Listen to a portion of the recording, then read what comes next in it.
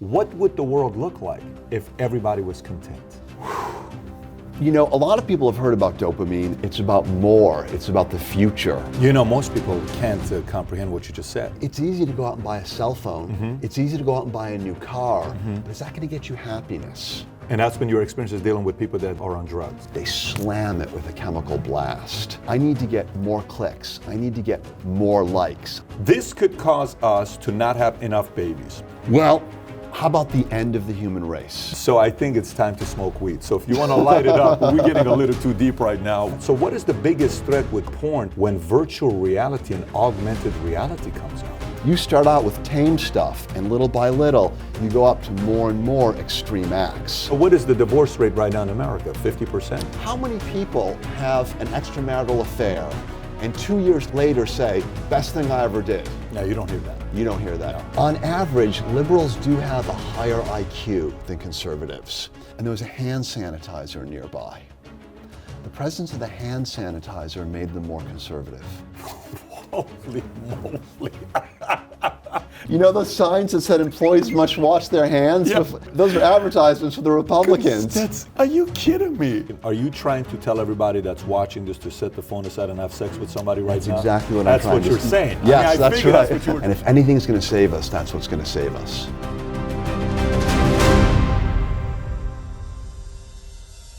30 seconds. Did you ever think you would make it? I feel I'm so close, I could taste sweet victory. I know this life meant for me.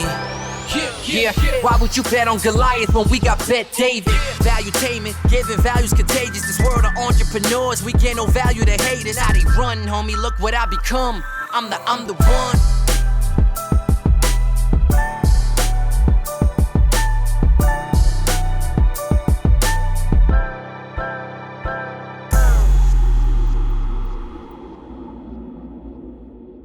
So today I have a special guest with me, Dr. Daniel Z. Lieberman, who is an author, a professor, and a psychiatrist. And today we are going to talk about his latest book called The Molecule of More, how a single chemical in your brain drives love, sex, and creativity and will determine the fate of the human race. Dr. Daniel Lieberman, thank you for coming out. That's a pretty strong statement right there to say, determine the fate of human race. What do you think about that? Well, you know, it is pretty strong, and it gets a lot of attention. Yeah. But we didn't write that title until we finished writing the book. And the second last chapter in the book is all about the ways this chemical, dopamine, could bring the world to an end. And you know, we're hearing about it all the time. I think the first time it was used, 1957, some timeline I read about some lady, Caron. I don't know if it's, maybe you can tell us about it, where the word dopamine came about. Yeah, so originally we thought that this chemical was simply a precursor molecule to make a different chemical in the brain called norepinephrine. Okay. That's closely related to adrenaline, the fight or flight molecule. So it was just thought that it was this intermediate step, not important. Then it turned out that it was a neurotransmitter in its own right. A neurotransmitter being a chemical the brain uses to process information.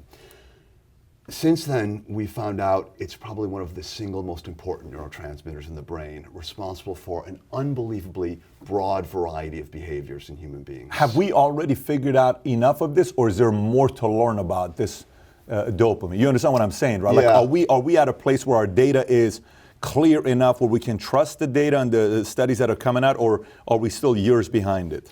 There's always more to learn. Yeah. And psychiatry, the study of the brain, I think could be considered the youngest of the medical scientists, simply because the brain is so complex. That said, if you Google the different molecules, Google Scholar, which looks at the medical journals, the most articles you're going to find, the most hits are going to be dopamine. That's the one scientists are most interested in. So we don't know everything there is to know, but we know a lot. And a lot of the studies, the most important studies, have been replicated. So we can have a fair amount of confidence. I'm looking forward to getting more educated on this dopamine thing that we're talking about here. And it's not a drug, but it plays as a form of it. But here's the thing before we get into it. What made you want to say, I want to study brains? I mean, at what point did you decide, I want to be a psychiatrist? How did that happen? Well, when I was in college, I studied philosophy. Okay. I went to a special college called St. John's College.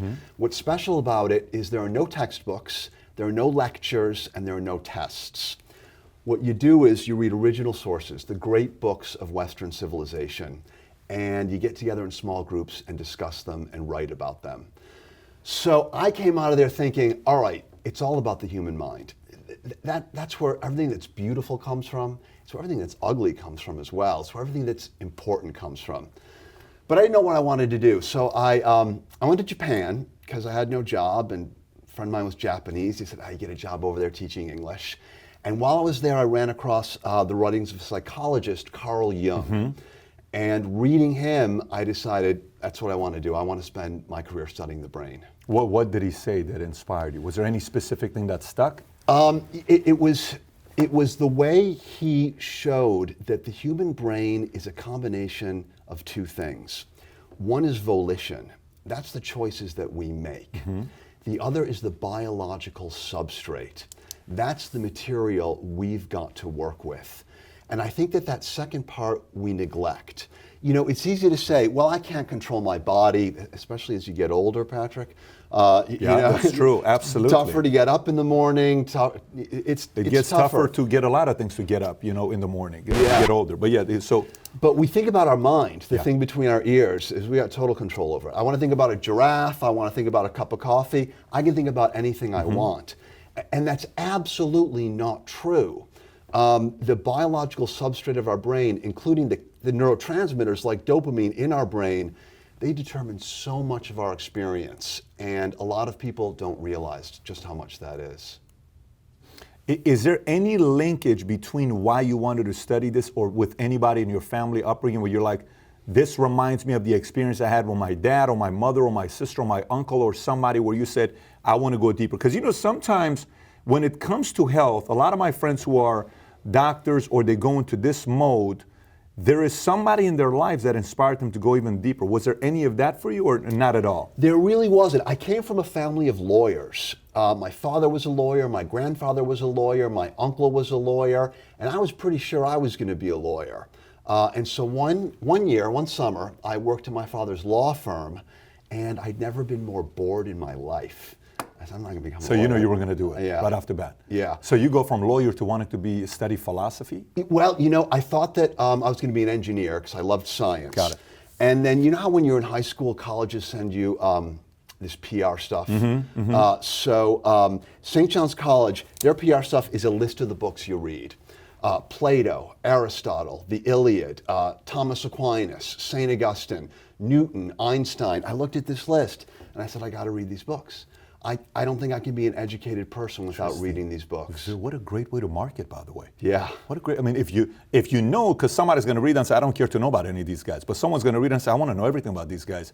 So it's going to attract the people that you want. Were you always a reader and have an interest in philosophy? I was always a reader. Okay. Not necessarily an interest in philosophy, but I was the kid who wanted to stay inside and read while other people were out playing football. That was you. Yeah. So we like the 4-point-something GPA, you did great in school, the whole nine, that kind of a kid? Not quite that good, Okay. but I read a lot. Yeah, you read a lot. Yeah, That's yeah. cool. My kid is, this summer, he read 70 books. Very proud of this kid. Yeah, he's 7 years old. So Oh my gosh. He's all about reading. And every time I Amazing. start reading something, he just wants to come next to me. It's one of the things I wanted to pass to these kids because I don't jump high. Maybe 6'5", but I don't jump high. I don't play good basketball or baseball. If you ever see me throw a first pitch, I threw a first pitch at a game a month ago, and it was the most embarrassing first pitch you'll ever see in your life. Geez. So the only thing I can pass on to these guys is, hey, if you get reading going, because that's what changed your dad's life.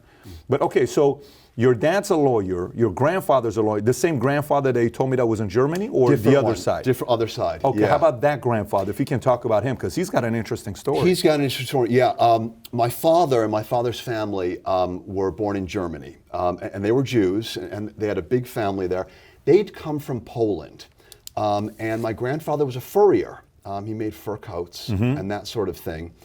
And he moved to Berlin because they needed people in that industry there. Nazis came to power, and people started saying, hey, you need to get out. He didn't want to get out. He had his life there. He had his store there, his business there. He said, look, I was invited here. No one's going to do anything to me. I'm working hard. I'm a good citizen. of course, he was wrong, and he waited and waited and waited. He had an apprentice that he was teaching the business, young German man, member of the Nazi youth. Get out of here. One day he comes, he said, "You got to get out. Tomorrow it's going down. They're going to take you, your whole family away. Out now." They left that night, little suitcase, left everything behind, made it out one step ahead of the Nazis, came to the United States. You ever seen the movie Pianist? I haven't seen that, Okay, no. if you haven't seen it, it's a really, really good movie. It's the whole story is this guy that played very good piano, and the Nazi soldiers took a liking in him when he would play, and they kind of helped him save, and he helped some guys, but it's a very similar story. When you hear these stories, it's very admirable to have that kid do something like that, knowing he's part of the youth Nazi. It just tells That's you, right. even then, there's some heart in these kids to say, I want to save this guy's life. That's the beautiful part of the story, yeah. So what did your grandpa end up doing when he came out here? He opened a furrier in Buffalo, New York. That's where I was born. Successful? Yes, I would say successful. Okay. You know, he didn't have a chain of them, but he had one, and he had a good middle class life. Sent my father to law school, sent my uncle to medical school. Good for him. Are you kidding me? That's great. That's exactly. Okay. Yeah. So you're raised in this family. And by the way, mother's side, what did your mom do? Your mother was? They had been in Buffalo for a number of generations. Okay. Yeah, they came. Interesting story on that side of the family, if I can tell it. Sure. My great-grandfather was in the Russian army, and they were involved in some kind of retreat. I don't even know what war it is, but his boots fell apart, and he couldn't walk all these miles. So they had to leave him hidden in some town. Rest of his company, they make it to this town they're going to. They all get on a train. Train is bombed. Everybody is killed. His family thought that he had been killed too. And I don't know, months, years later, he shows up. He said, "Hey, I missed the train. My boots wore out." Wow. Yeah, so I feel pretty Get lucky outta here. to be here on both So sides. you got right genes right there.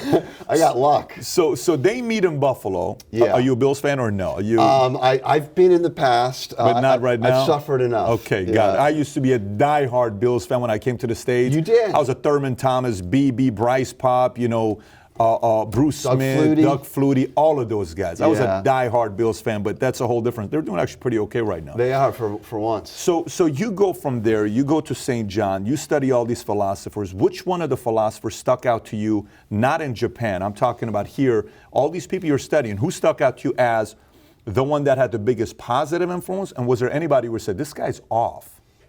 Yeah. So I think the one that had the biggest positive influence was Plato. He wrote about Socrates.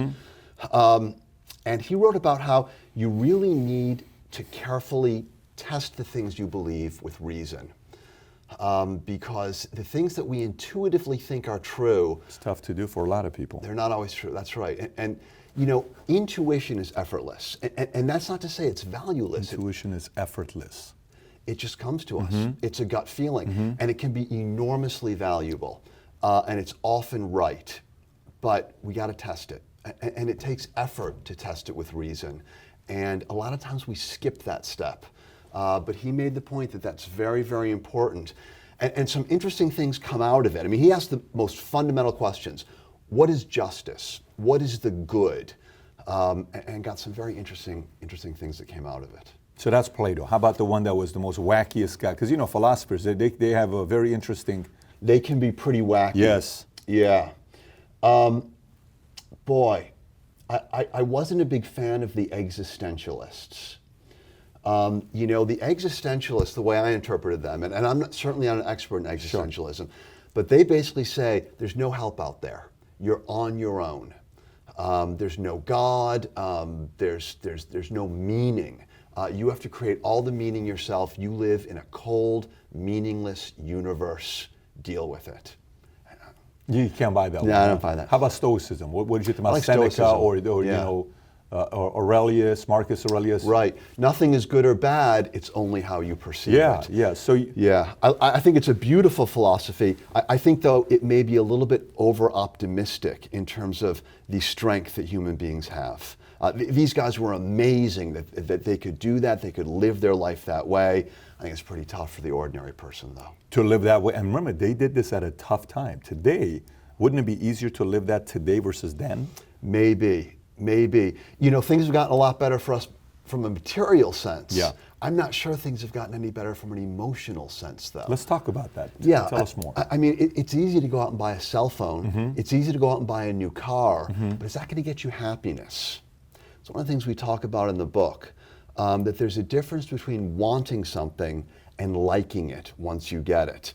There's a difference between your brain driving you to collect resources that are going to be useful from a survival evolutionary point of view.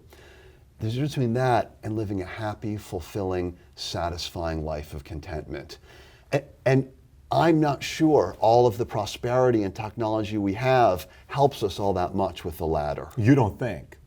So let me ask you this. So, scriptures, different religions, they all talk about contentment, finding ways to get to that point. What would the world look like if everybody was content? It wouldn't, so contentment. You see what I'm saying? That's right. So, it wouldn't work. No, it wouldn't work. It wouldn't work. Because I think about that, right? You sit there and I say, okay, let's just say you and I sit down and we agree on everything. What a boring dinner. Yeah, that's right. Can you imagine if we go to dinner and we're sitting down and we're like, okay, yeah, I agree. How about this? Cool. How about this? Fine. Man, all right, so, you want to go.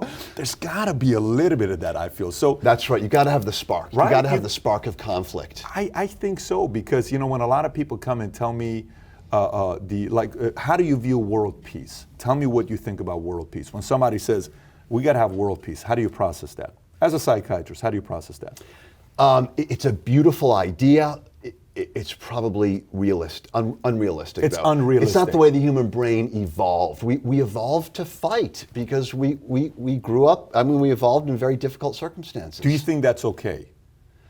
I don't think that's the right way to look at it. I don't think it's a value judgment. I think it's a fact. That's the way our DNA is in our body, and we can't do anything about it. So you're making it like a law of gravity. It's just going to be that way. There's nothing we can do about it. That's it. See, I kind of agree with you there, but sometimes you got a lot of people that want to force change, and when you try to force change, you create enemies. I don't know if you ever read the book by Dr. Hawkins, Power versus Force. I don't know if you've ever read the book Power versus Force. That.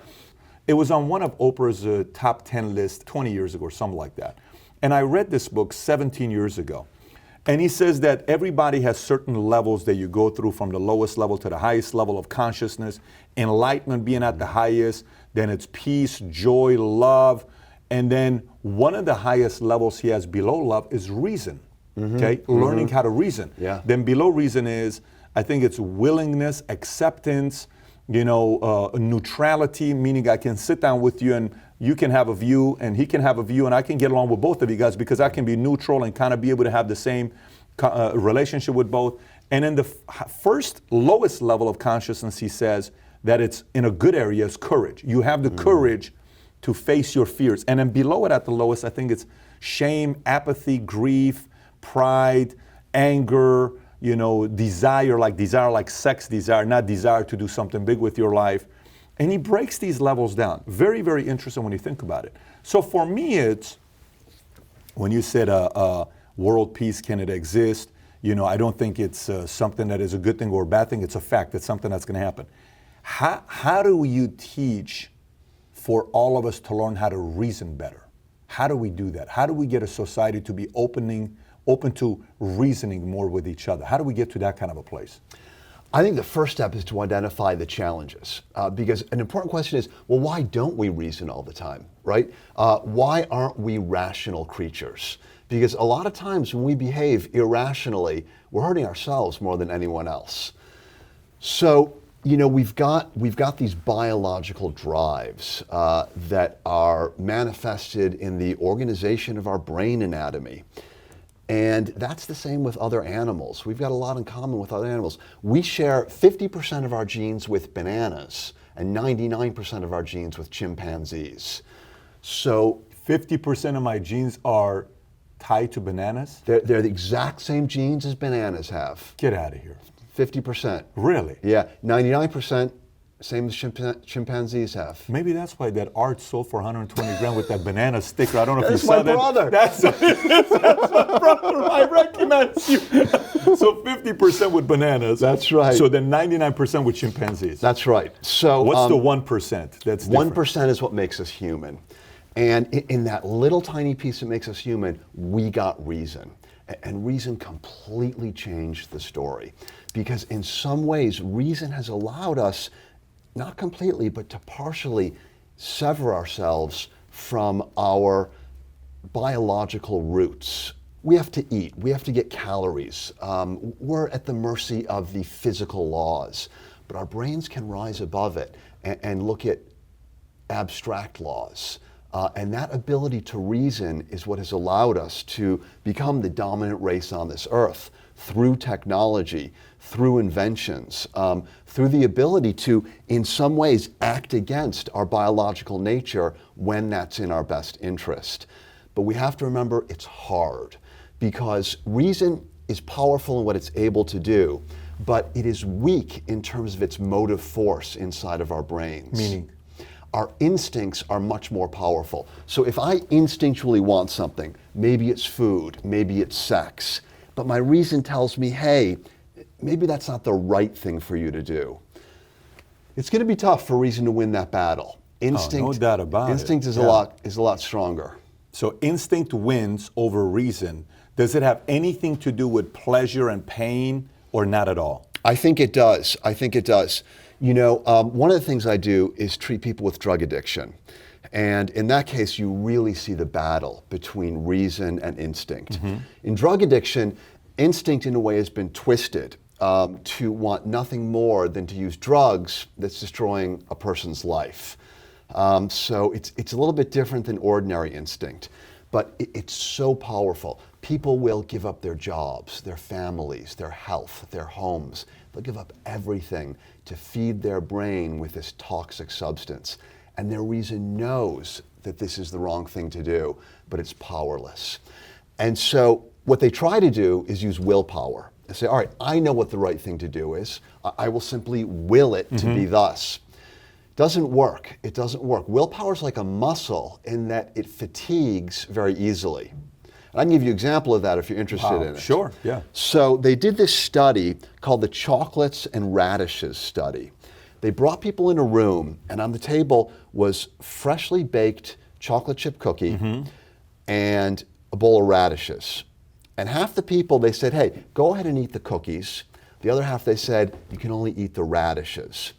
Afterwards, they had them work on a problem that was impossible. They didn't tell them it was impossible.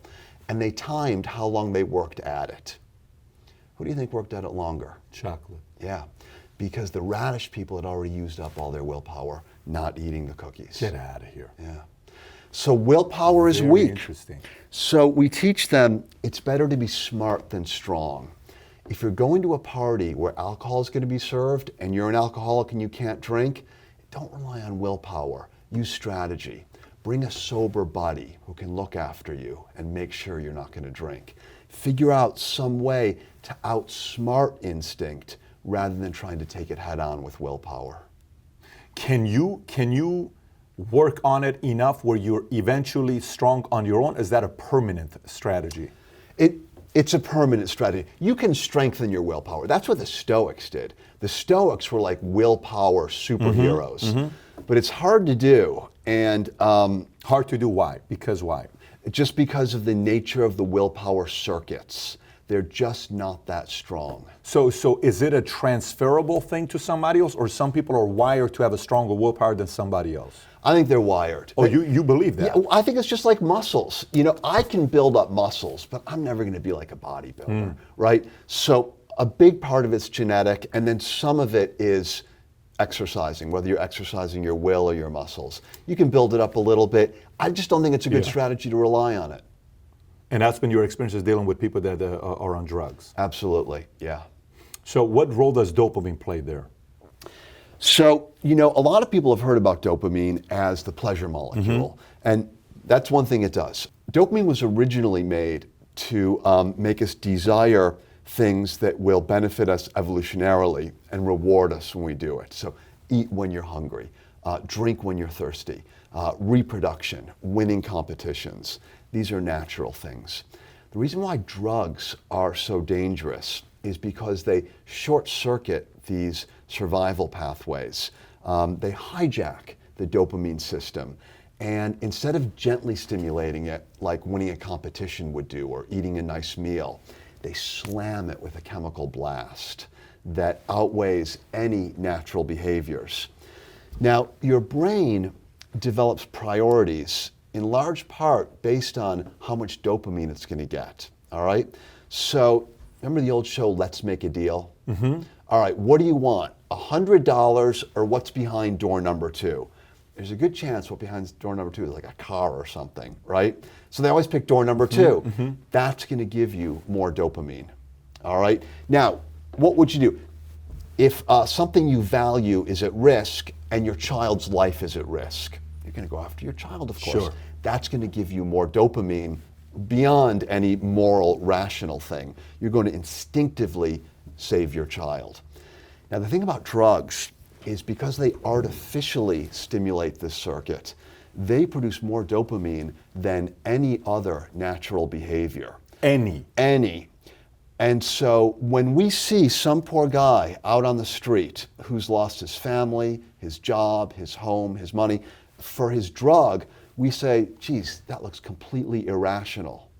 But from the inside, it's rational. To him or to you? To him. To it's him. rational to him because he's choosing the bigger dopamine hit. It's just as rational as giving up the $100 for door number 2.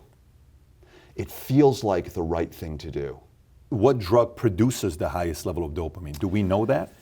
Cocaine produces pretty high levels. Heroin produces pretty high levels. Is heroin higher than cocaine? I don't think so, but heroin does other things as well, which makes it more addictive than cocaine.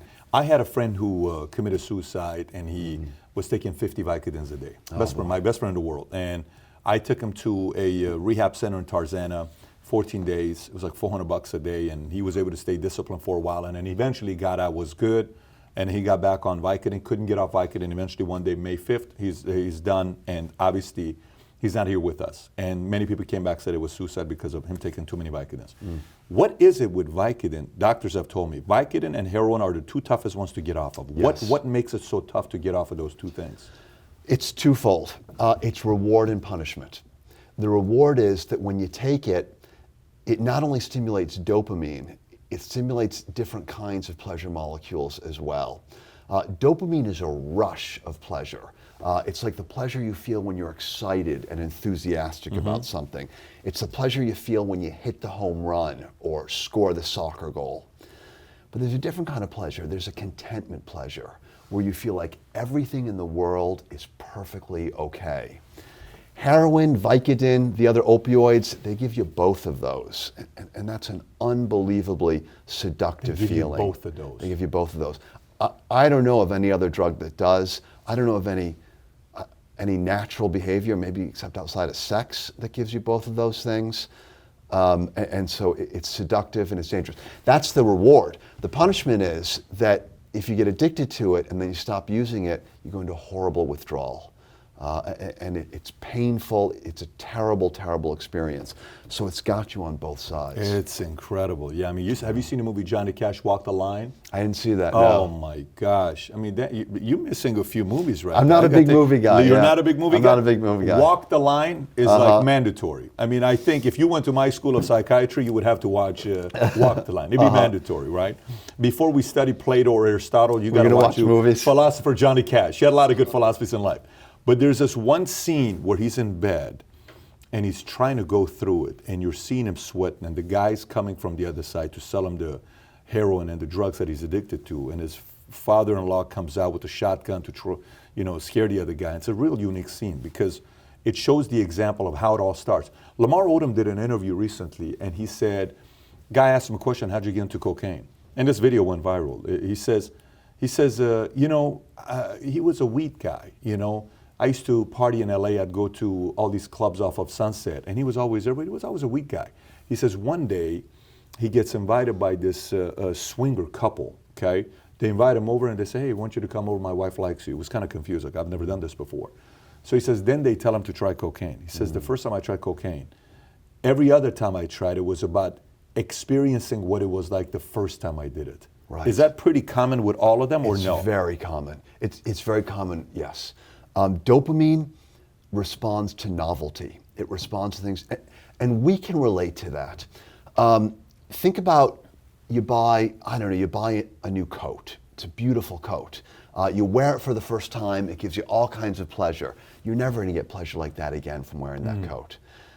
Once you do it again, you don't get the same burst of dopamine. Is it similar to puppy love, like your first puppy love, where is it where that puppy love you're never going to experience again, or is it kind of like that? Maybe. Love is an amazing thing. Falling in love is an amazing thing. I think every time we fall in love, the entire world is brand new. I think falling in love is special. So it's different than. I think falling in love gives you what nothing else can give you.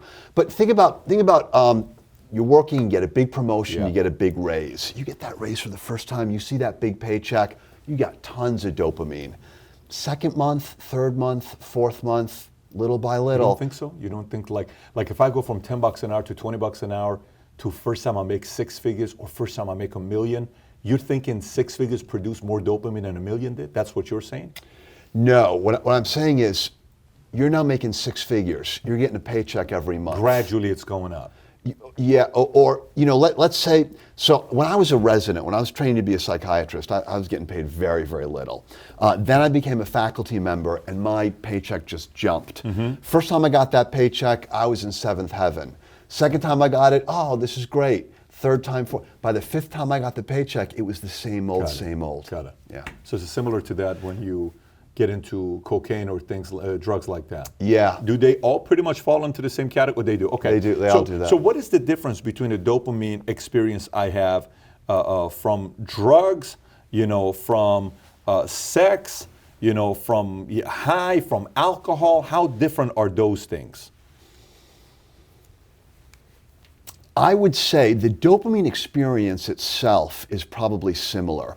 But remember, the brain's very complicated. And so in addition to dopamine, you've got all kinds of other chemicals doing their thing at the same time. It's more like a symphony than a single instrument playing a tune.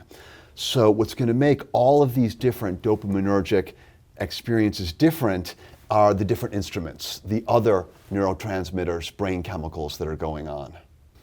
So for instance, if I'm addicted to alcohol, if I'm addicted to cocaine, if I'm addicted to sex, I can't have enough sex. I'm a sex addict, I'm an alcoholic, I'm a drug addict.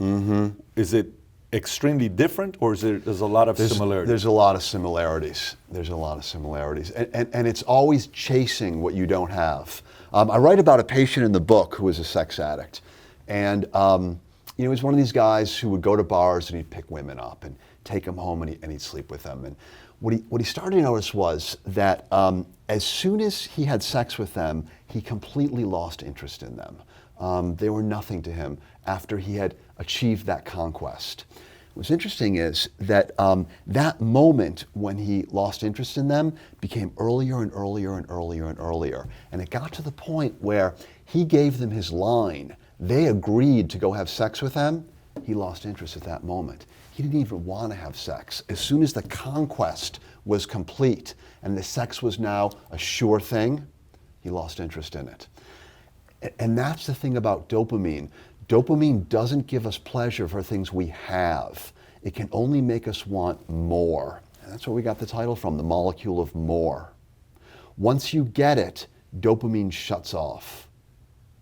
Once you get it, dopamine shuts off. So how different is drugs, alcohol, sex versus social media? All right. Well, let me say a little bit more about once you get it, dopamine shuts off. Okay. Because I think the best way to understand that is with buyer's remorse. You think about something that you were incredibly excited about buying. Okay. And you imagine, for example, I got a Mazda Miata, which I absolutely love. It's so much fun to drive. Before I got that, I would spend hours and hours on the internet reading about it, going to these sites where owners were talking about it. And I was so excited. I thought my life is going to be completely different once I got it. I love this thing. I've had it for 10 years. It's a wonderful car. But once I got it, I stopped going on the internet to read about it. I enjoyed it, but it was no longer excitement. I didn't exactly have buyer's remorse, but my attitude about it changed from desire, excitement, and enthusiasm to just kind of more of a quiet enjoyment. So let's talk about social media. Social media gets you addicted by always promising you more. There's always this sense, if I'm not on social media, I'm going to miss out on something. I need to get more clicks. I need to get more likes. I need to get more friends. Have you ever been kind of scrolling through your social media, looking at these different stories, looking at these different posts, and you realize, I'm miserable. I should be doing something else. This is boring. This is making me sad, but you can't stop. Because what you're afraid of is that there's something down there that might be important. There's something down there that might give you more, might make your life better, and so you just can't stop. And that's dopamine pushing you along. How different is it with when it was TV and no social media and people watching TV at night or consuming the news by reading the newspaper? How different is it today than then? The difference is that the news was almost never about you. Social media is all about you, and that gives you the biggest dopamine hit. Because remember, the point of dopamine is evolutionary success. So dopamine is always scanning the environment. What has the potential to influence my future well-being? You look on the news, all right, the weather report does, the traffic report does, maybe there's something that's going to influence you, but most of it really doesn't influence you all that much. With social media, everything does. And that's why you get so much more of a dopamine hit, and why it can be wonderful, it can be pleasurable, we can make all kinds of great connections, but with great power comes great danger as well. What's that? What's the worst danger? What's the worst thing that could happen with this? The danger is that it's no longer a tool to make your life better. It becomes a sink where it absorbs all of your time, all of your focus, all of your energy, and everything else around it shrivels. Everything around it shrivels. So you stop paying attention to the people in your life because all you're worried about is getting more dopamine off of social media. That's right. It's the holiday season, yeah. Right? We get together with friends and family. This is our chance. Maybe we only see them once a year. This is our chance to enjoy them. We all pull out our phones and we start scrolling. I was doing a radio interview the other day about the holidays, and the interviewer was telling me about how Christmas had been the favorite time of year for his mother, and she was gone now. And every Christmas, the most meaningful thing he did was think about her and remember those past Christmases he had with her.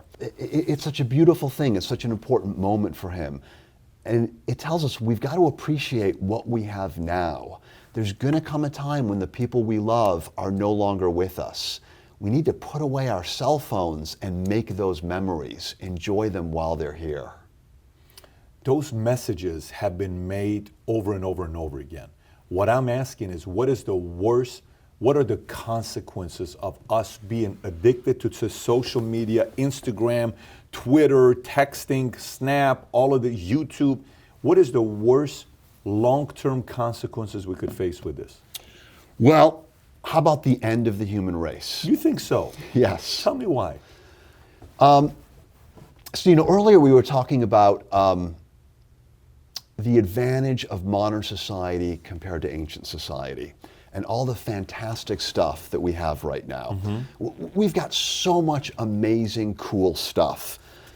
We've got all kinds of things we can buy. We've got all kinds of things we can experience.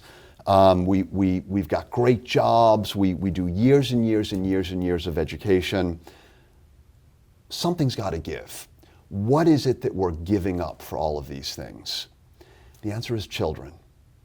Once an economy reaches a certain point of prosperity, the members of that economy lose interest in reproducing. All of the developed nations have a negative population growth rate. In order to keep the human race going, each woman needs to have 2.1 children. 2 children to replace her and the father, and 1 to replace people who die before they have a chance to reproduce. In all developed countries, the birth rate is less than 2.1%. Even in developing nations, we're seeing this happen. It's falling and falling and falling. We don't have a solution. There are some countries where they're now paying people to have children, and even that's not working. As we get more and more gadgets that attract our attention, they become substitutes for family. And ultimately, the human race is simply going to collapse unless something changes. So, interpretation, are you trying to tell everybody that's watching this to set the phone aside and have sex with somebody right That's now? exactly what I'm trying to say. That's what you're saying. Yes, I mean, I that's figured right. that's what you were trying to say. What So could be you're more promoting fun? more sex is what you're promoting. That's right. So we're going back to the Woodstock days of just let's get together and have sex with each other. And listen, I'm not the first one to promote sex. In Singapore, they had this holiday called National Night. It was co-sponsored by Mentos, the fresh maker, and it said, "Let your patriotism explode." Mentos, you got to go over there. You're in the wrong country, man. We got to move you over there and tell us how it is when you come back. The question is if Bumble is there and if Tinder is there. That's the biggest factor. We have to make sure you can still swipe right or left over there. Let me go back to what you're saying, in all seriousness. Okay, so this could cause us to not have enough babies, okay? We need to have 2.1 babies to continue the number, and everybody right now is less than 2.1. Now, the argument on the opposite side, I hear a lot of people saying is we're having way too many babies. What if eventually we are overpopulated? Then what happens? And then you got climate change people talking about the fact that the more population we have, we're producing carbon dioxide. That's not good because of the whole, the theory, greenhouse, the whole theory about the fact that sun's coming in and it's going out and it's getting thicker, so it's staying in here. It's getting hotter, climate's changing. So your argument is complete opposite. We need to keep having babies versus people are saying let's not, because China right now you're limited. You can't have, I think their limit is to 1 baby per family right now. They changed it. When did they change it? They changed it some time ago because what they realized was they were getting negative population growth. The problem with negative population growth is you need young workers to support the older retired people who are drawing pensions. And what happened with China with their one-child policy is that they now realize they don't have enough young people to support the pensions of the older people. Is this a recent thing, like 5-10 year thing? Because at least 10 years. At least 10 years. Least 10 years. So, but am I allowed to have as many as I can? I believe so. And in fact, really? I believe... Can you check that kind of real quick? I'm actually really curious. I think the Chinese government has actually done a 180 degrees, and they're now encouraging people to have more children. That is amazing. Because you're going to get social unrest otherwise. How are you going to pay the pensions of all these old people? Somebody may say they got 1.5 billion people there, though. They've got a lot of people, but for an economy to grow, you've got to have a growing population. So what the number you're saying is 2.1, but you're saying they're not having more kids today because we are on the phones all the time. And even at night, if you're on your bed, you're looking at your phone. Many people are falling asleep watching their phone. So the last thing you're thinking about is what? Hey, babe, you want to mess around or something? And you're already too tired to have sex because either she fell asleep or you fell asleep on your phone. So that's causing it to be less. And I tell you what the bigger problem is pornography. Pornography is so easily available today, and it is an addictive thing as well. When I was a kid growing up, if you wanted pornography, you had to go to the drugstore, pick up a magazine, and hope the person across the counter wasn't a member of the opposite sex. What was your favorite magazine? Let's see if you can admit. What was yours? I was a Penthouse fan. I was also a Penthouse fan. I was also Penthouse fan. I'm so proud of you, man. What a special moment. A professor and an entrepreneur agree. But I tell you one time, I'm going to tell you the funniest story. One time I come home, I'm 13, 14 years old, and you know where you hide the Penthouse. You underneath hide the mattress. So my mom comes and she's crying. And I said, why are you crying? She says, I just saw something. I'm very disappointed in you. I said, what are you disappointed in? So she says, come with me. So I go to the room and I see all my best pictures are sitting on top of my bed. Oh, boy. And she says, what is this? I said, Mom, what do you want me to masturbate to? I have to masturbate. These are my favorite. I said, don't even wrinkle that one. That's one of my favorite ones. So I started setting them aside, and she was nice enough to not tear them apart. But I had to find a different place to hide it. So kids, if you're watching, it's a good place to hide. I don't know if you've done this one or not. The drawer, you know, the bottom Yeah, the drawers. Yeah, it's much better. I've used that one too. But my mom knew the bottom drawer, so I had to get good tape, and you bottom boy. drawer it on the, what do you call it? So if this is the Yeah, drawer, the bottom of the drawer. I tape it right here. She Yeah. never found it again. Legit place. That's a tip right there for you. By the way, don't tell your mom and dad. Parents, make sure they don't watch it. And then one day she took it to Goodwill and somebody got a surprise, right? Somebody else got the surprise. But okay, so I agree that, you know, because porn is more available today. And by the way, you know, yesterday's video we were making a funny video about the whole annual review I was telling you about. Yeah. One of the examples was watching porn at work. As crazy as this sounds, I cannot tell you how many people, I ran sales offices for 20 years. I'd walk into one of my sales guys' office. I'm like, buddy, over here, honestly, you know, what do you do? So Are you really in the mood? But even in the stall, you're sitting there, and you know, you hear the next person next to you in the stall. You're hearing, I'm at the bathroom right now. So I agree with you. So what is the worst effects that porn can have on our lives? Right. So pornography stimulates dopamine, just like drugs and food and all of these other things. And you know, when we talk about people being addicted to something, what we want to do is we want to look at the influence it has on their life. Is it taking up large amounts of time in which they could be doing something else? Okay. Is it interfering? And of course, pornography does that. People who get addicted, they'll spend hours and hours per day. Is it interfering with relationships? With pornography, it's a big yes. People who spend too much time watching pornography, they have trouble performing with regular sex. And the reason is that just like with alcohol, you might start out with some beer, maybe some wine, you progress to hard liquor, mixed drinks, and finally you're just drinking the vodka right out of the bottle. Same with pornography. You start out with tame stuff, and little by little, you go up to more and more extreme acts. When you're with a real human being, it just doesn't do it anymore. And so a lot of people have erectile dysfunction. They don't even want to have sex with real people. One guy's quoted as saying, I'd rather stay at home and look at pornography than go out on a date, because the pornography woman never says no and she never asks anything of me. But I've heard it so many times. You're not the only person saying this. So I've had buddies say, like, you know, Pamela Anderson did an interview on porn. Have you seen this one? I haven't seen that, It's no. incredible. By the way, Pamela, if you watch this, I'd love to have you here and talk about this topic, because I think so many young men can learn from the way she describes it. She says, so one day she talks to her son about sex, because, you know, the whole porn situation. So she says, I'm out there dating, and all of a sudden I'm going out there and I'm going on dates and I'm having sex, and guys are trying stuff on me and they're slapping. I'm like, I don't like that. And they're trying things thinking that's what women like, because what they see in a porn, thinking that's exactly what everybody wants to do. And then when they do, somebody's disappointed, not realizing these are professional porn stars. I ran a gym in Chatsworth. Okay, I don't know if you know Chatsworth. 20 years ago, was the 80% of porn was produced in Chatsworth. 80% of porn in U.S., whatever porn people watch, 80% was produced in Chatsworth. So I'm the weekend manager at Chatsworth, and I'm shutting down the gym.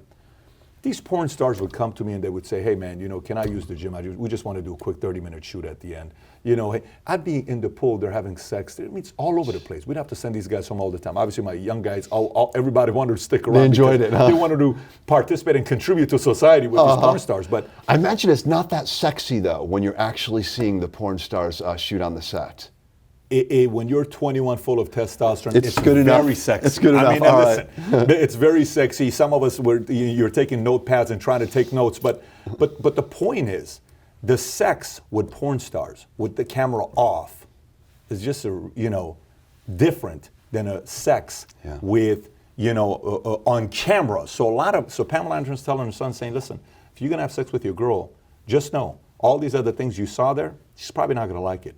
Okay, so if you want to ask first if she likes it before you do it, because you may have, like all of us, if you've dated, if you've been with, many sexual partners, you'll always come across to one that likes to be hanging off the top and a rope and freaking hit me with this, and I want you to bring this, all these weird things to use. I had a very interesting girlfriend of mine in the Army that liked a lot of extracurricular activities, but then you realize most of them are not really into that kind of stuff. So porn completely disappoints men thinking girls want to do that. So what is the biggest threat with porn when virtual reality and augmented reality comes out? Yeah. I mean, you're sitting there and you're watching the porn. What effects do you think this is going to have long term? Same thing? Kids not going on dates, same exact issues? It's going to make it worse and worse and worse. Yeah, we're going to get the virtual reality. It's going to become increasingly more real.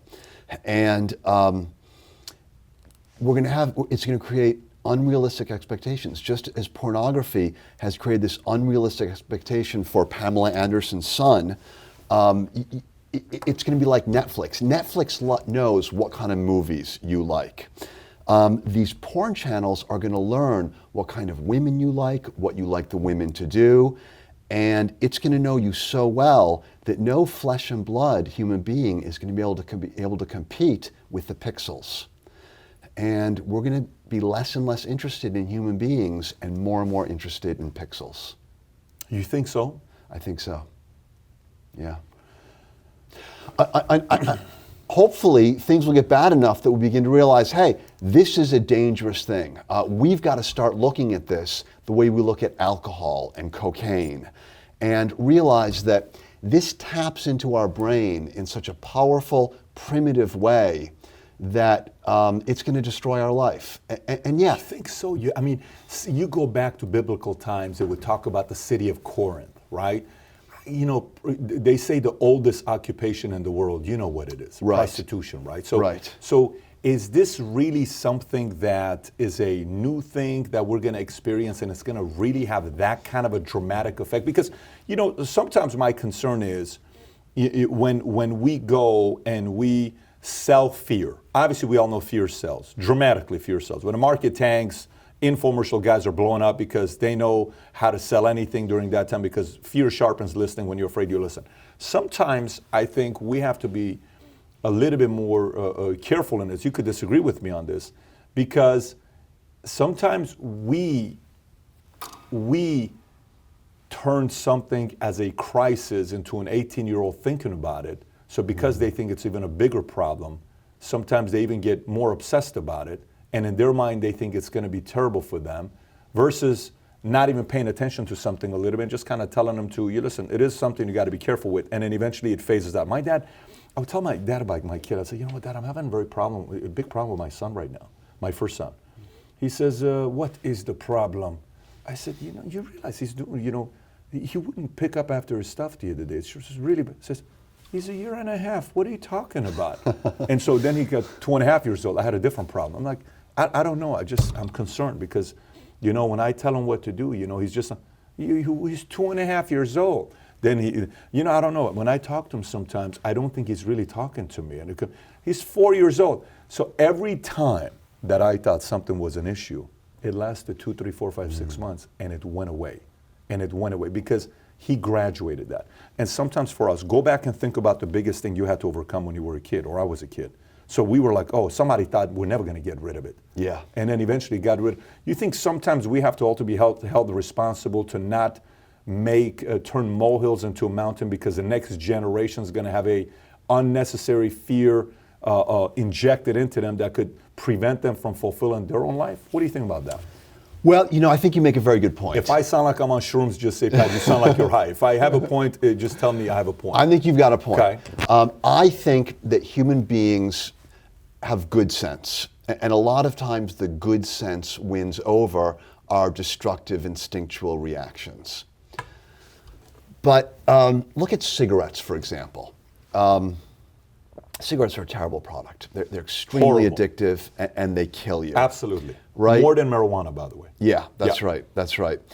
Now, at some point, we as a society realized or decided, whether I don't know if we're right or wrong, we decided we have to start putting some restrictions on cigarettes because the product is simply too dangerous. Nicotine is a drug. It stimulates dopamine, it stimulates it too hard, and so when people get addicted, they lose control. We kind of felt like the basic good sense that human beings have is no match for this terribly addictive drug. Let me tell you why I think pornography might lead us in this direction. Let's say that we had two women. One was beautiful, one was kind of plain. One cared about your happiness more than anything else. The other was a normal, selfish human being, you'd obviously go for the beautiful one that cared about you. Now, what if she was a robot? Would that matter to you? 100%.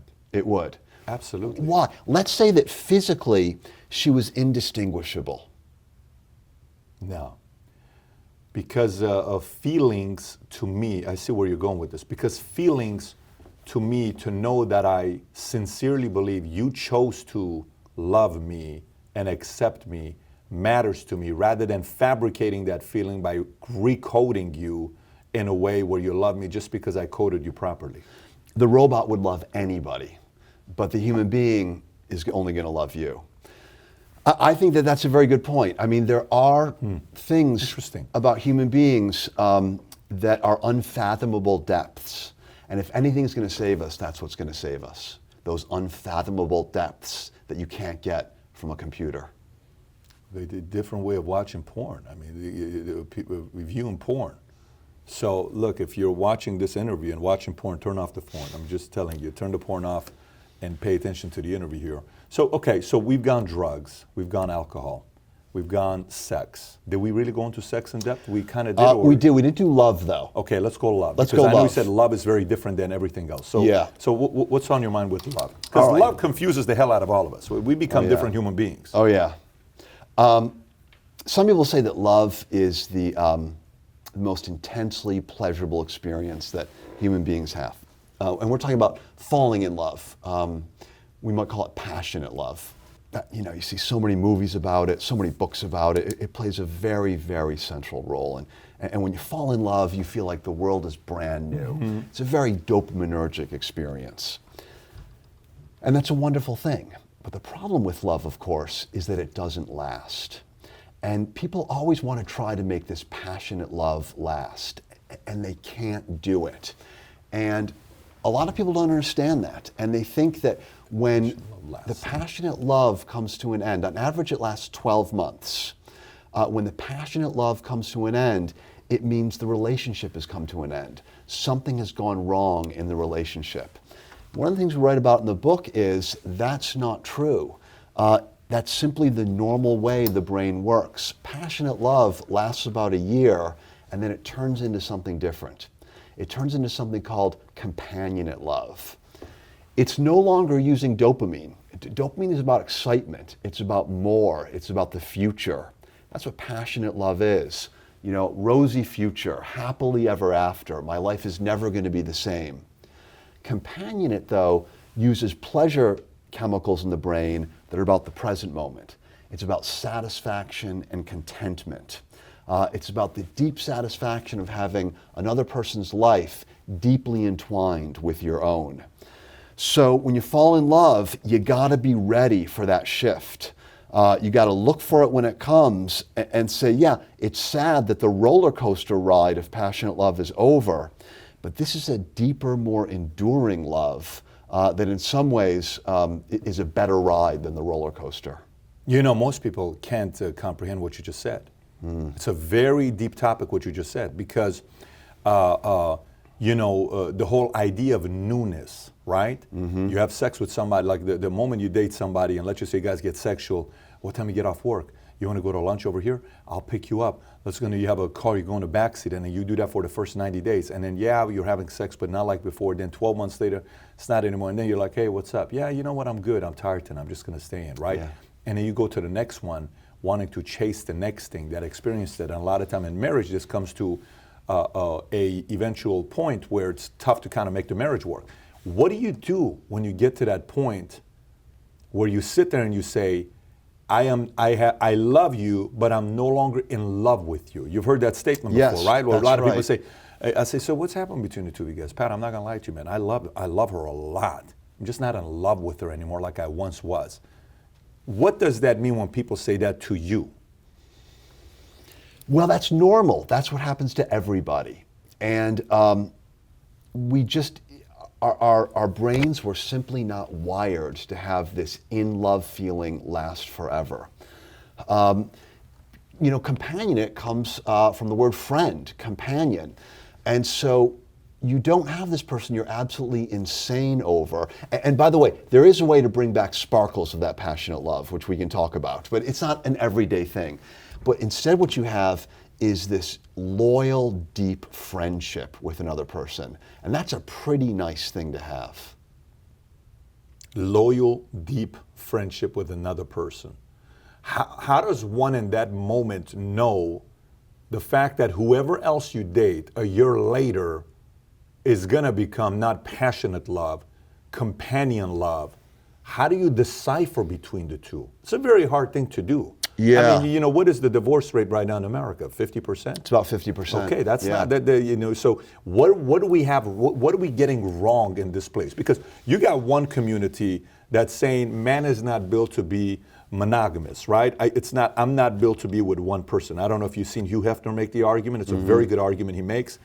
And then you have. It's wrong, by the way. Yeah, and so tell me more. Yeah, I interrupted you. I I'm love sorry. that. Go ahead, please. Yeah, it's wrong. It's wrong. Human beings have a very strong mating for life instinct, just like swans and prairie voles. It's not perfect. You know, we have divorce, we have infidelity, but if the World Health Organization looked at global statistics, and they found out that by the age of 50, more than 90% of people all over the world have been married at least once. Now, that's not to say that they were absolutely faithful, but marriage is an intention to have one individual for life. And 90% of us, at some point in our life, at least had that intention, and many of us kept it. Have we kept it because we want to keep it, or have we kept it because of some kind of a church or a belief that has made us believe that it's the right thing to do, where at some point this religion was used in a way to control the populace of not, you know, pissing off each other, and I don't flirt with your wife because natural instinct, if I mess with your wife, you're gonna be upset at me. If you flirt with my wife, I'm gonna be upset at you. Is it a natural from us, or how much of it is an institution or church or religion pass it down to us where we believe that? What do you think? Well, you know what I'm asking, right? I do know what you're asking, yeah. Human beings are incredibly complicated. You know, inside our head, we think there's one person, me, but it's actually this seething cauldron of competing motivations and goals. So we talked about drugs. The drug addict wants his cocaine, but the drug addict also wants to be a good father. Now, a lot of the time the cocaine's gonna win, but we've got these competing drives. So when you get married, there's a big part of you that wants to be a good husband for the rest of your life, but you can't help it. You're a human being. You got these competing drives that you see a pretty woman and you want to have sex with her. So we've got these things like the church, our community, our government, that have been built up to support one of these drives. And if we don't think that's the right thing, nobody keeps us in the church these days. You know, in the old days, if you wanted to be part of society, you had to go to the church or the synagogue or the mosque. These days, it's much more of a choice. A lot of people choose to do it, though, because they're identifying with one of those competing drives. They're saying that, yeah, I know I've got these interests in other women, but I don't like that part of myself. I like the good husband part of myself. And so I'm going to surround myself with these institutions that's going to help me stay a good husband. And I think that they're acting prudently, because how many people have an extramarital affair and 2 years later say, best thing I ever did? No, you don't hear that. You don't hear that. No. We know it's not a good idea. Just like we know eating that third donut is not such a good idea. It's a primitive drive that doesn't necessarily have our future happiness in mind when it makes us eat that third donut or have the extramarital affair. What a way of you put it. Oh my gosh. So the three institutions you said, church, religion, government, what was the other one you said? Community. Your community. Yeah. Powerful. Very powerful what you just said right there. Regarding anything else you have to share on the love side? Yeah, there was something I wanted to say. Just give me a second. We can come back if it comes back. Let's come back to it. Yeah, no problem. Because that topic is a deep topic. Let's go into politics. Okay, so politics for me is and then we'll go into domination, because I'm curious to know what you're going to say. And by the way, I haven't even gone through my notes. Just the conversation alone, I'm enjoying this. Just so you know this. And I told you earlier, Daniel Lieberman there's two of you, Daniel Yes, that's Lieberman. right. So, and both of you guys professors. So it's kind of like, it's conflicting which is which, but I know you've done your own speeches and his. But next one is politics. For me, sometimes I look at people and I say, you just feel like a liberal to me, okay? In my mind. And I'll see someone, I'll just say, you feel like a conservative to me. And I'll see someone, I'll say, you're an independent. You're trying to play it safe. You're just kind of trying to stay in the middle, neutral. You don't want arguments. You're just kind of trying, I totally understand. I respect your point. Right? And it doesn't take long to realize if somebody's a Democrat or a Republican or liberal or a conservative. It doesn't take hard. A few minutes of conversations, you can kind of figure out where people are leaning. It's not hard to ask those questions. I've asked this question from Jordan Peterson. I've asked it from so many different people myself. I'm curious to know what your answer is going to be. Are we born somewhat liberal, or and are we born, some of us, from the day we're born, we're liberal, a part of us, and we're conservative, a part of us? What are your thoughts on that? I think the answer is yes, but I think it's a very, very small tendency. And the reason why I say that is that if you look at individuals, it's very, very difficult, if not impossible, to find something they're born with that is leading them to a particular political ideology. But if you look at very, very large groups of people, thousands of people, little tiny things will come out in the averages, and we can see that. People who have different kinds of upbringings, people who have different kinds of genes, there are very, very subtle influences that we can bring out in the averages. So it's not genes, so you're saying it's a small percentage. It's not a big small percentage, okay. Yeah, but it is genes. Yeah, because for me, I say, a guy asked me one time, how do we come up with political beliefs? I said this, and tell me if you agree with this or if you see it's different. One is cultural. You were born Christian, you were involved in a Christian church, and everybody there was conservative, so you kind of grew up in that environment. So tradition. The other one is you had a falling out with somebody. Your dad was a Republican, he made a lot of money but wasn't around, so you become a Democrat because you hate Republicans because all they care about is money. Or you grew up in a family that was a Democrat, they were all, let's just say financially they weren't doing well and they were just kind of voting for a certain party, and you're like, okay, I don't want to go that route because I don't want to live that life, I'm going to go be a Republican. So you fight whatever somebody let you down in your life, so you go and become the opposite that somebody does. You'll hear this very common with some names. Then the other one is somebody took a liking into you. You grew up with not even any political beliefs. A coach liked you, a professor liked you, a teacher liked you, and they became a father figure or mother figure that you didn't have in your life, and they happen to be a Republican. They happen to be a Democrat. And you say, no one in my life has been this interested in me as this man is. I'm loyal to his beliefs. I'm going to be a Republican. And then there's people that just kind of want to, they had a big life-changing event that happened to them.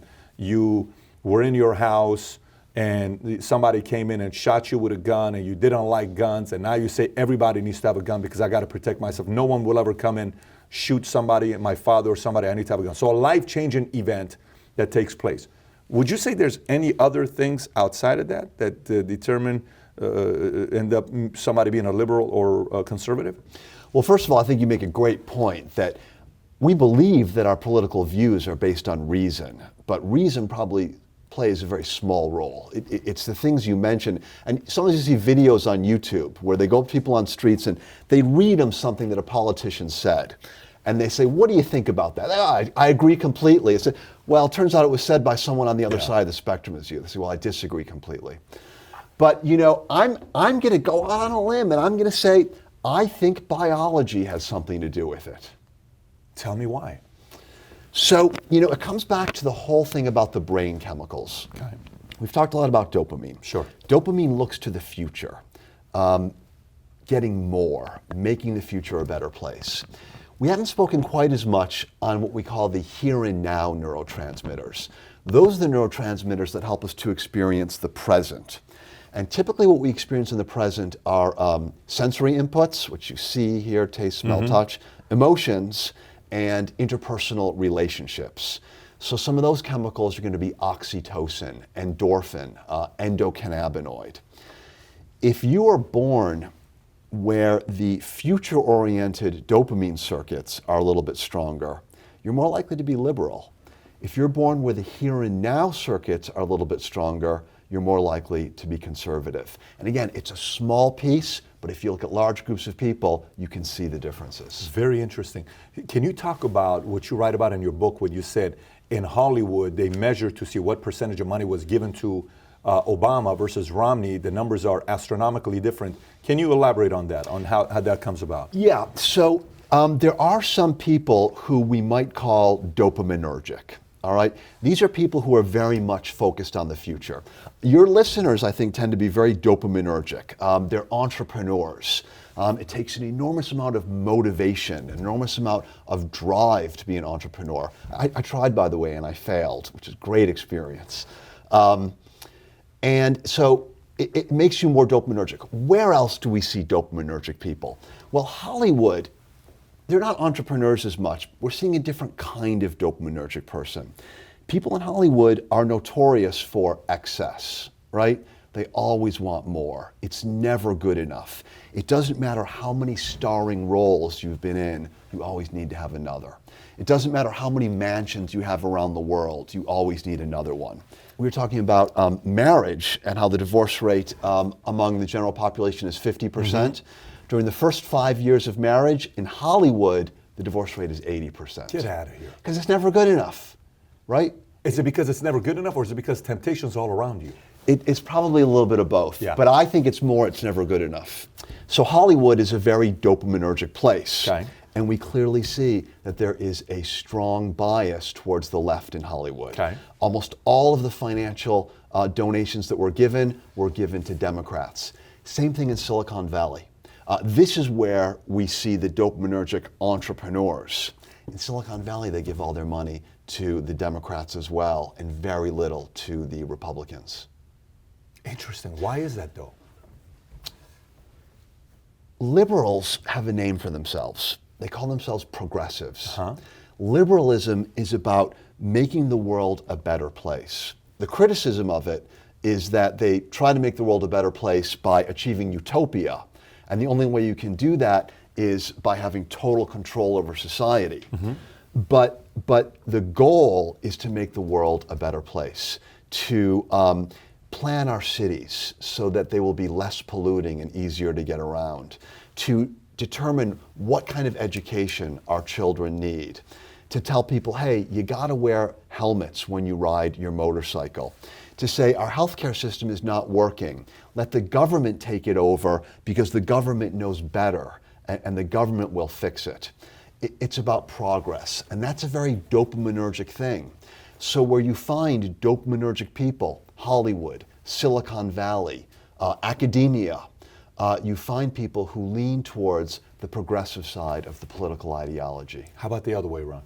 The other way around are people who are more focused on the here and now. You see, they're more likely to be conservatives. What does the word conservative mean? It means keeping what we've inherited from our forebears and not letting it change. Conserve. So it's the opposite of dopaminergic change.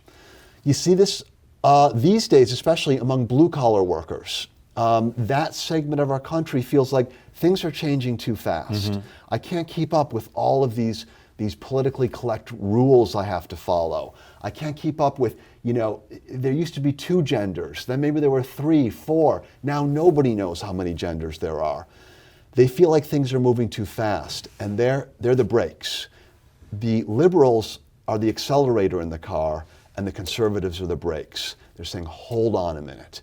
Let's not lose all of the good things we've inherited from the people who came before us. You know who Dennis Prager is? Mm-hmm. Yeah. Dennis Prager once said, conservatives are wise, liberals are smart. He says, I've never met a liberal who is wise. There's no wisdom on the left. There are a You lot can't of... say that. I can say that. You seriously think there's no wisdom on the know left? it. I don't say it. I How is know that- it. I lived it. I went to Columbia. My professors were brilliant and had almost no wisdom. So you're saying the left is smart, the right is wise? Yes. You're really saying that? Yes, that's exact. No, not the people, the ideas. What do you think about what he's saying? Yeah, on average, liberals do have a higher IQ than conservatives. It's not much, it's just a few points. And again, it's an average. Mm-hmm. But what is IQ measuring? IQ is measuring a dopaminergic ability to figure out problems. Your IQ will predict how well you do in school. It will also predict how much money you make in your career. But it does not predict how happy you're going to be. Having a high IQ doesn't help you decide who to be friends with. It doesn't help you decide who to marry. It doesn't help you decide where to live. These are things that are not subject to IQ. So you know what? Liberals have higher IQs than conservatives, but conservatives are happier. Holy moly. Is this actual proven study? Yeah, it's true. Gallup. In the book, send we've got Gallup polls that show that. Oh, if we get the link, I want to put, if you want to see the link, we'll get the link. We'll put the link below for you to see it. That's great. So conservatives live happier lives than liberals do, even though liberals on average have a higher IQ than conservatives do. Yes, that's right.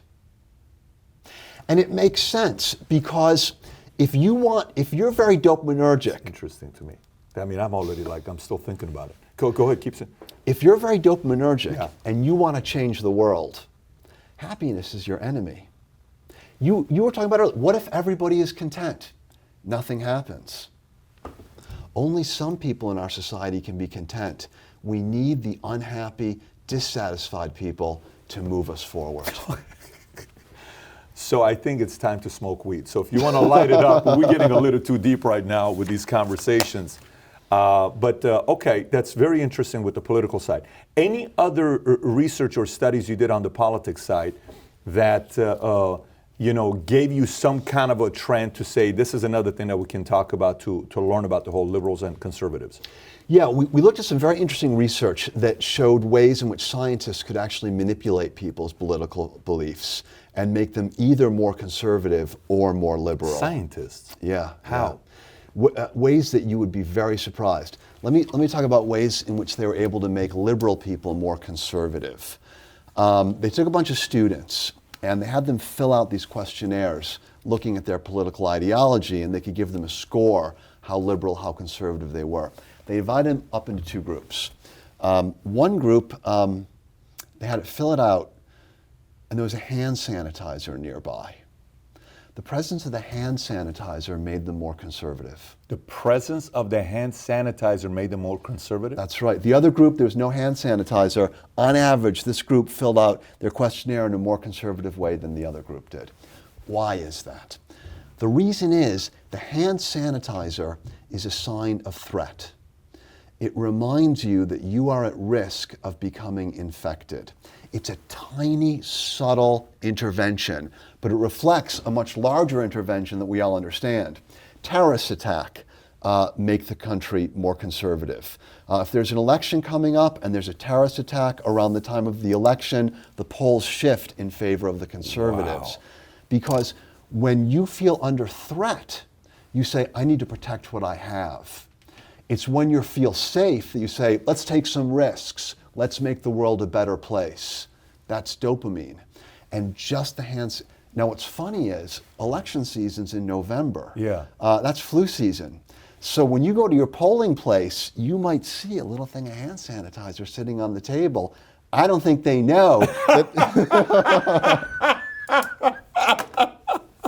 So if the RNC or the DNC is watching this, the RNC needs to get a bunch of hand sanitizer and like polling right outside here. Let me put some hand sanitizer, and the DNC's got to pull all that stuff out. That's right. That is so interesting. Some guy once said that when you go to the bathroom, you know those signs that said employees must wash their hands? Yeah.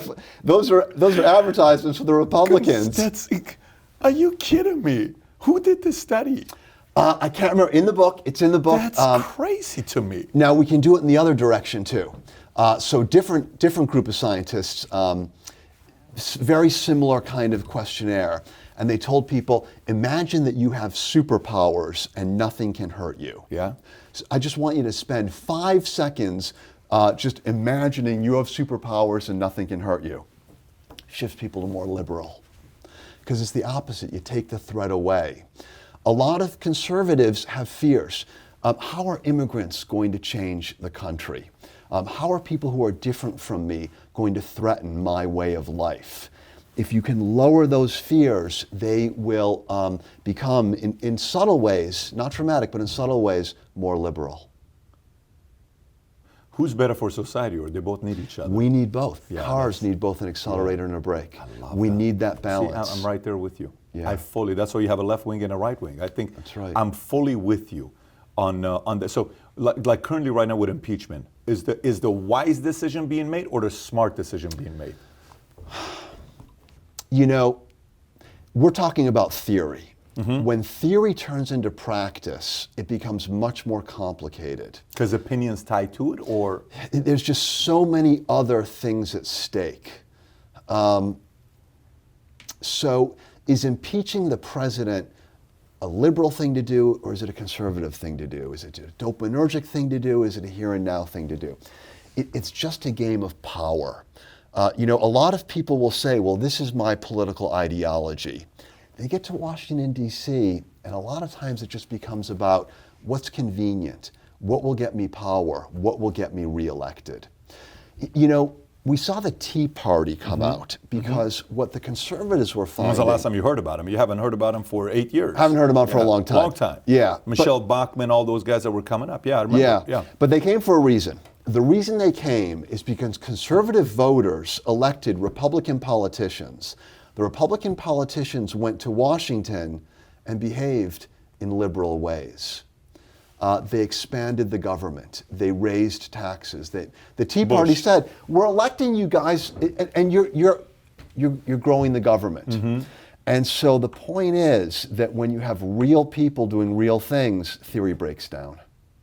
When you have real people doing real things, theory breaks down. Yeah. And I wonder how many times, like, the one party is mimicking the other side's habits, and they don't even know they're doing it. Yeah. You know what I'm saying? Oh, you're going to do this to me? I'm going to do this to you. But you doing the retaliation is not your way of doing things. You're retaliating like a liberal, or you're retaliating like a conservative, because you're mimicking what they're doing to you. And so it's a form of revenge, but you're not being true to your own way of thinking. That's exactly right. You react instead of act out of reason. You react out of emotion. Yeah, because sometimes you're like, they're not acting like liberals, they're acting like conservatives, and they're not acting like conservatives, they're acting like, what the hell is going on? You're confused sometimes nowadays. You used to defend the war, now you're not defending the war, and you used to say the war is bad, now you want to do more war. What's going on over here? And they're losing a bit of their identity sometimes. They are. I mean, the theory of the republic is that we elect people to represent our views.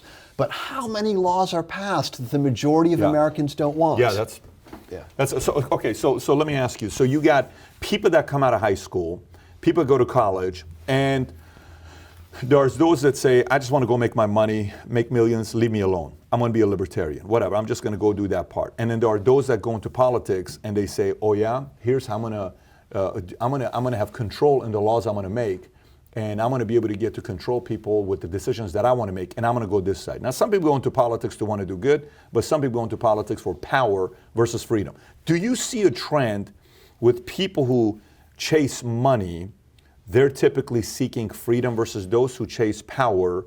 They're seeking, chase politics. They're more seeking power. Do you notice that? Because sometimes you're from academia, okay? So I went to Harvard's OPM program, okay? And OPM program, you know what the program is. It's the Owner President Management Program. You have to do a certain amount of top line revenue, and they bring people from 60 plus countries, 140 CEOs. Founders, you kind of spend 3 weeks together on campus. So I went there and I experienced what it was like to be on the campus. And I watched all the professors. 90% of them were all liberal. I went during the time where Trump and Hillary were debating. One of the debates, I was there at the Chow Hall with 1,000 of them. And not one person was, hey, great. Everybody, oh, you're such a this, you're a bigot. It was crazy. So I'm just kind of sitting there watching everybody, just to kind of get a feel. So to me, sometimes I wonder if academia and politics, they're going to have power and decision-making process to see that they can have a little bit of control over you. And the guys that go on the money and business side, they're just kind of trying to be like, leave me alone. Do you see that as a trend with the wiring, or not really? Yeah, I think the academia is a little more complicated, and if we have time, we can get into it. But let's just talk about politicians and business people. Okay. So somebody starts a business. They want that business to grow and be successful. Of course they do. There's absolutely no question about that, right? Somebody goes into government. They want the government to grow and be successful. And so I think that there is naturally going to be some conflict between the two of them. Because people go, look, let's take the best view of this we can. People go into government to make the world a better place. If you don't have power, you can't make the world a better place. They believe that, or that is the truth? Well, let's give them the benefit of the doubt. Okay. You know, not all of them do, but again, I think they go in for the right cause, by the way. yeah, I mean, humans are complicated. Yeah, there's both. I think there's both. Yeah. So they want to grow the government so that they will have the power, the levers to make the world a better place. They need to collect taxes in order to spend money on building roads and bridges. And so they want to collect more taxes so they can build more roads and bridges. The people who are running their own business, though, they want the opposite. They say, look, all of your taxes, all of your laws, all of your regulations are making it impossible for me to be successful. Leave me alone. Give me my freedom. So I think in some ways they both want the same thing. They want to maximize the good they do while they're on this earth. But at the same time, they're in conflict. Who gets in the way of the other person the most? I'm not sure about that. You're not sure about that? I'm not sure about that. Really? You're not sure about that? Well, the government's probably going to get in the way more, just because the government has a monopoly on power. Of course they do. If you're not doing what it likes, Yeah. they can use force. The business people can't use force. I mean, a negative review on Yelp for a congressman does what? Nothing. Yeah. A negative review for a small restaurant business owner, look what it does to them. It can put them out of business. Yeah. You can go to DMV and talk about the receptionist sucked. No one's going to read Nothing about will it. change. Yeah. You can go to a restaurant, say the waiter was terrible, his name is John Doe. That guy's fired. Yeah. He's going to get written up. So, you know, it's interesting on the perspective there. I'll tell you an advantage business has, though. Tell me. So government is rigid and inflexible. There's basically one idea. And it's tough to move. It's tough to move. And when you pass a law, either it works or it doesn't. If it works, it's terrific. If it doesn't, it's terrible. With businesses, you got 100 businesses starting up, 99 of them fail.